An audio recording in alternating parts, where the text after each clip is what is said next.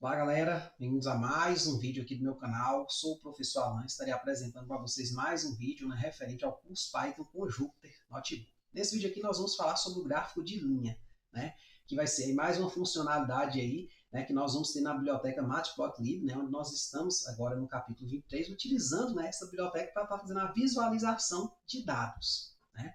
Vídeo passado nós fizemos um vídeo assim com um gráfico mais genérico, né, comum, mais genérico, fizemos a personalização dele, inserindo, né, rótulos para o eixo X, para o eixo Y, né, modificando o formato, né, e o tipo de uma linha, colocando a grade aqui no gráfico, né, que são esse gradeado aqui para facilitar a visualização, dando enquadrada nessas entradas aqui para ficar inteiras, né, no primeiro exemplo que a gente fez, né, elas não estavam inteiras, estava uma coisa meio estranha, né? Então, assim, a gente viu uma porção de funcionalidades que a gente vai usar em praticamente todo tipo de gráfico, né? Dessa forma aqui, cartesiana. Né? Só que agora a gente vai estar especificando um pouco mais para alguns tipos de gráfico, algumas funcionalidades. Então, gente, o gráfico de linha é um tipo de representação gráfica utilizado para visualizar a evolução do comportamento de uma variável ao longo de diferentes pontos de dados. Esse tipo de gráfico é comumente utilizado quando se trabalha com variáveis contínuas. Então, no exemplo aqui, ó, vamos utilizar um gráfico de linha a partir de uma função y igual a f de x. Então, eu vou importar aqui duas coisinhas. Né? Primeiro, o modo Matplotlib, que eu vou precisar gerar a visualização, e a função linspace da biblioteca NumPy. Certo? Então, nesse caso aqui, eu vou importar só esta função. Certo? A gente vai perceber que até a utilização dela não vai precisar do prefixo, né? NumPy ou NP, né? Que a gente costuma utilizar o prefixo NP. Então, eu vou pegar aqui from NumPy e importo linspace. Como funciona a função linspace? Ela funciona, gente, da seguinte forma. Ela gera valores intercalados entre dois extremos. Né? Então, imagine que eu queira gerar 10 valores indo de 0 até 1. Né? Como 0 e 1 entra, a gente coloca um a menos aqui, 9. Mas você podia botar 10 também. Certo? Aqui não importa muito para a gente quais são esses valores, porque a gente quer alguns valores para a gente estar marcando pontinhos ali, para depois, então, você ter a ligação desses pontos e gerar o gráfico. Certo? Então, essa função linspace, ela vai gerar uma lista com esses valores, começando em 0 e indo até 1. Certo? Aqui eu vou ter até um exemplinho, o seguinte. Na minha situação aqui, eu quero gerar o gráfico da função y igual a x ao quadrado, variando de 0 até 5. Quero usar 100 pontos para isso. Certo? Aí como é que eu vou fazer? Então vamos primeiro entender a linspace para a gente entender que o que a gente está fazendo aqui é parecido com o que a gente fez no vídeo passado. Certo? Só vamos acrescentar algumas funcionalidades a mais. Então, ó, quando eu coloco aqui x igual a linspace 0, 1 até 9, então perceba, ó, 0, depois 0, 125, 0, 25, 0, 375, 0, 5. Então ele gerou, né? O primeiro aqui é 0, o último 1. Se eu botasse aqui 10, professor, não, eu quero 10. Não ia mudar muita coisa, ele ia gerar de novo essa primeira lista aqui, ó, né? Com esses 10 pontos aí espaçados aqui dentro. O que acontece, gente? Aqui eu já coloquei o print do x ao quadrado. E a ideia é o quê? Eu gero uma lista, que é a lista x, e também gero a lista y. Poderia até botar assim, ó, y igual a x ao quadrado, certo? E aí aqui vamos printar o x e depois printar o y. É isso que eu vou fazer na linha de baixo. Então eu vou gerar uma lista que vai ser as entradas, e aí eu vou ter uma expressão que vai gerar saídas. Tá certo? Que é exatamente o que está aqui abaixo. Ó. Vou gerar 100 valores, ou 101, né, se contar com 0 e 5, acho que vai dar 101 valores, né? De 0 até 5 variando, né, de modo que seja igualmente espaçado. E aí, depois que eu gerar essa lista, vai existir uma segunda lista a partir dessa que vai corresponder ao quê? Pegar cada elemento dessa segunda lista e elevar ao quadrado. Certo? Depois eu vou criar uma figura aqui, que eu chamei de fig, aí vai ser, eu vou usar a função figure, né, com o prefixo PLT, porque ela vem lá da biblioteca Matplotlib, né? Então, vai ser gerada essa figura, certo? Um espaço onde o meu gráfico vai ficar. Aqui eu tenho a configuração do tamanho, né, que essa figura vai ocupar. Depois a gente vai mexer nisso aqui, entender direitinho como funciona, tá certo? Mas o comando é esse. Eu criei aqui o axis, né, que é mais ou menos onde a figura vai ficar, digamos assim, né? Figure.add, underline axis. Aí pronto, aqui eu tenho uma lista, né? 0, 0, 0.5, 0.5. Daqui a pouco a gente vai editar isso aqui. Aí vai ser plotado o meu gráfico, que vai ser ax.plot, x, y, esse R aqui é um parâmetro, provavelmente eu acho que ele é a cor, se eu não me engano, vou tirar essa dúvida daqui a pouco. Aqui eu tenho ax.set xlabel, né, vai ser o rótulo que vai aparecer no eixo X, x.set ylabel, o rótulo que vai aparecer no eixo Y, e aqui o título, tá certo? Então observe aqui, gente, ó, vamos compilar aqui para a gente ver logo, né? Então tem isso aqui. Então se eu mudar aqui o X, o Y, o gráfico de linha, se você viu no vídeo passado, fez suas edições aí, você já sabe o que é que acontece. Agora aqui, ó, esse R aqui é o quê? Esse R é de red.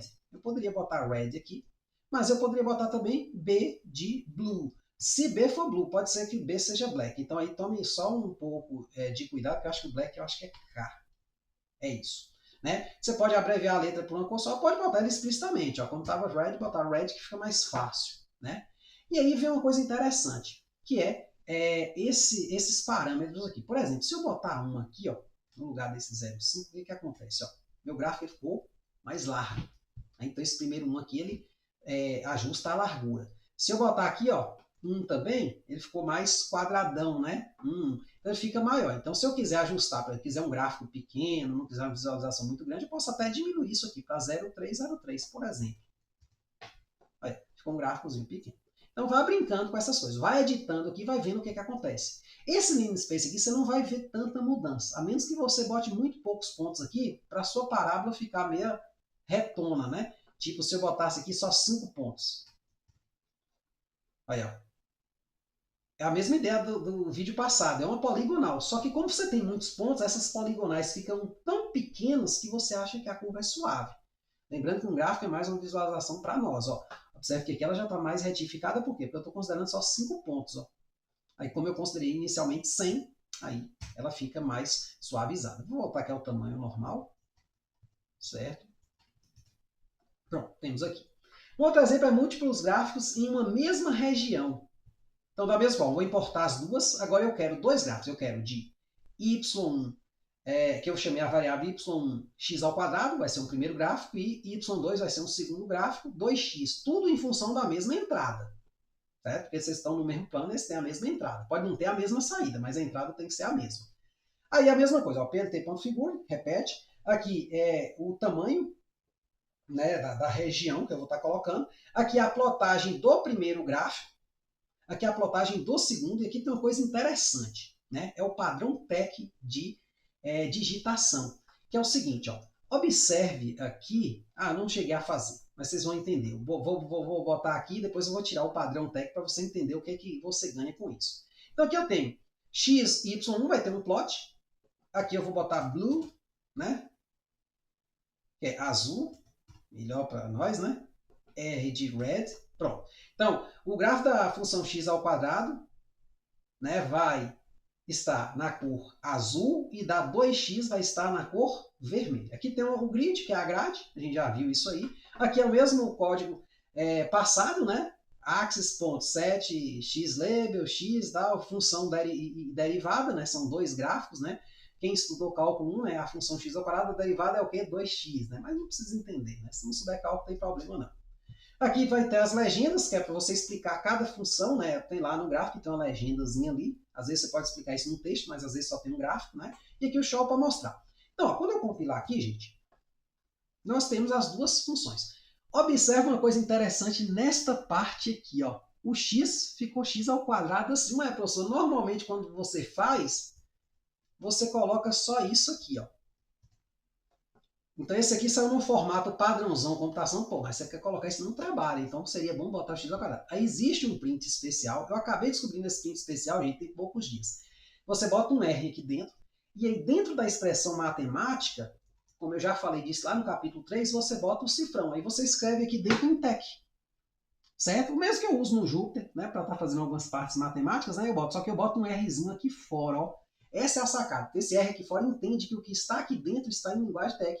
E o bom, ele vai sair aqui na saída aqui, ó. Então isso é muito legal, certo? Porque você tem uma visualização mais legal, né? Mais bonitinha, beleza? E o resto aconselho o quê? Vá mexendo aqui, vá alterando, né? Se der erro, dá um Ctrl Z, não tem problema. Aqui você tem que ir alterando e vendo o que vai acontecendo. Não quero grade. É só tirar, ó.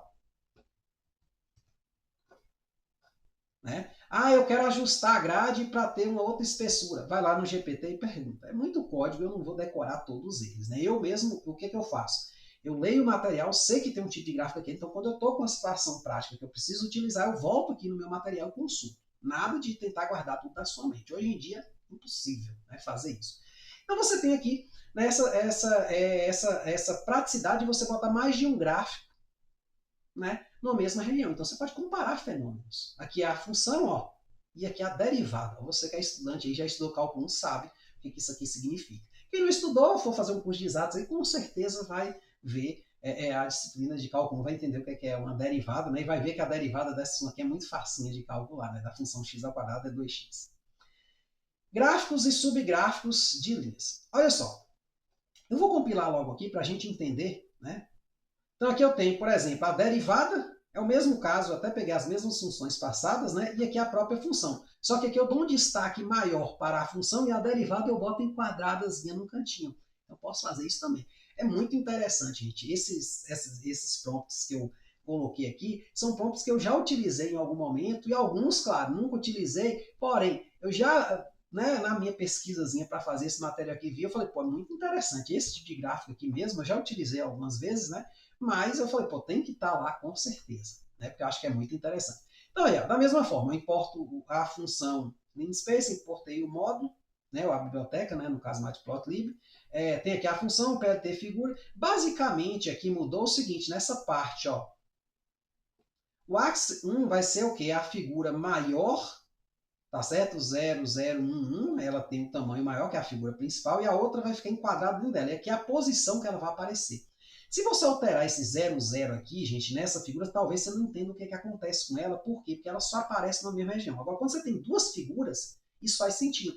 Então, sua figura principal, ela vai ser gerada maior, tá aqui, e a outra vai ficar dentro dela. Ó, e aqui eu defino a posição que ela vai ficar.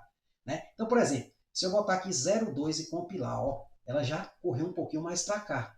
Se eu botar aqui, ó, 05, ó, ela corre um pouquinho mais para baixo. Só que, pô, eu falo, não, ficou muito perto. Eu vou botar 01 e 06, ó. Ela vai vir mais para esse canto aqui, ó. Então, aí você vai brincando com esses números, certo? Aqui eu não usei o padrão TEC de digitação porque não apareceu a expressão em si, mas eu poderia muito bem aqui botar, ó, R, cifrão ao redor da expressão, assim como fiz aqui também, ó, R. Só que aí, assim, é bom quando você bota o TEC em tudo, né? Tanto no X como no Y. Aí ele fica meio inclinadinho, ó, o f de x. Não mudou muito, né? Mas se tivesse um x ao quadrado, seria ideal você colocar assim, beleza? Aqui eu vou tirar, já que eu não botei no x nem no coisa, pronto. Certo? Então, ó a diferença, ó, tá inclinado, ó, ele vai ficar tipo meio itálico, ficou reto, né? Então o padrão matemático é um padrão itálico, certo? Então você tem essa outra funcionalidade. E o outro é subplots de linhas paralelas, que é o seguinte. Vamos compilar aqui e vamos ver. Agora eu separo os dois gráficos, mas eles ainda ficam um ao lado do outro, ou todos numa certa região. Às vezes eu tenho dois aqui, mas dois abaixo, né? Mas eles ficam próximos um do outro. Então aí você vê, se você quer os dois sobrepostos, se você quer dar mais destaque a um deles e quer que o outro apareça dentro, ou se você quer eles lado a lado, certo? O que muda aqui? Muda que você vai usar esse comando aqui, ó, nrows 1, n, ou seja, número de linhas 1, número de colunas 2. Então ele vai fazer essa distribuição aí. Beleza? O resto, basicamente, tudo muito parecido. Observe aqui, ó. Aqui eu já botei o padrão TEC, ó. Na saída do fx, ó, já saiu x ao quadrado. Se não, eu teria que, se eu não colocasse isso, ó, ia sair dessa forma zona aqui. Certo? Meio que escrita, no caso do R aqui, tá saindo a escrita literal. Mas se eu botasse assim, ó, saiu também, né? Saiu também, acabou saindo também. Então, eu vou deixar aqui no padrão TEC. Vou até englobar a própria função também, ó, que é botar cifrão entre os caras, certo? Quem já digita em TEC sabe o que eu estou falando. Quem não digita, não se preocupe com isso. Você dá o nome que você quiser, tá certo aqui dentro, porque aqui é o que? É um string. Aí você escolhe escrever da forma como você achar melhor, tá certo? Se tiver dúvida, bem, bota nos comentários, né? Às vezes você está com alguma dúvida, alguma coisa mais específica, a gente pode estar tentando responder, certo? Então aqui está todas as configurações. Aí você fala, pô, axis 0, o que é isso? Isso aqui é as configurações da primeira figura. Axis 1, configuração da segunda figura. Se tivesse uma terceira figura, aí você pode criar aqui. Você pega aqui, copia, ó, cola, cria uma terceira, volta aqui, cria uma outra função, um y3, ó, tarefa ir para casa, ó, igual a 3x menos 1, certo? Se você usar funções especiais, lembre-se, você vai ter que importar o módulo NumPy, viu? Porque do NumPy eu só usei o linspace. Se você quiser usar um exponencial, um logaritmo, alguma coisa assim. Então pronto, você tem aqui. Aí você poderia criar aqui, ó. Vamos fazer aqui, já que é o último exemplo, ó. Vou botar aqui 2, 2, 2, 2. Né? Aqui eu quero que apareça lá 3x menos 1, que é a mesma que eu digitei lá em cima. E aqui eu vou botar y3. Olha como é que é fácil, cara. É muito fácil, ó. Só que aqui eu tenho que botar número de colunas 3. 3 vai aparecer um do lado do outro, certo? Se eu botar por exemplo, duas linhas e 2 aqui, e duas colunas, o que que acontece, ó? Não, ele deu erro, né? Ah, tá, apareceu assim porque ele esperava 4 gráficos, né? Aí não ficou legal, né? Mas tem como, viu? Se você perguntar para o GPT, tem como. Você botar duas aqui e mais uma aqui. Seria mais ou menos um gráfico vazio, certo? Posso botar também 3 linhas, ó, em uma coluna, né? Então faz essa contagem direitinho para não dar problema. Pronto, um embaixo do outro, né? Ficou meio achatado, ficou meio ruim, né? Vamos voltar para o primeiro caso mesmo. Uma linha e 3 colunas. Então é assim que você faz essa criação, beleza?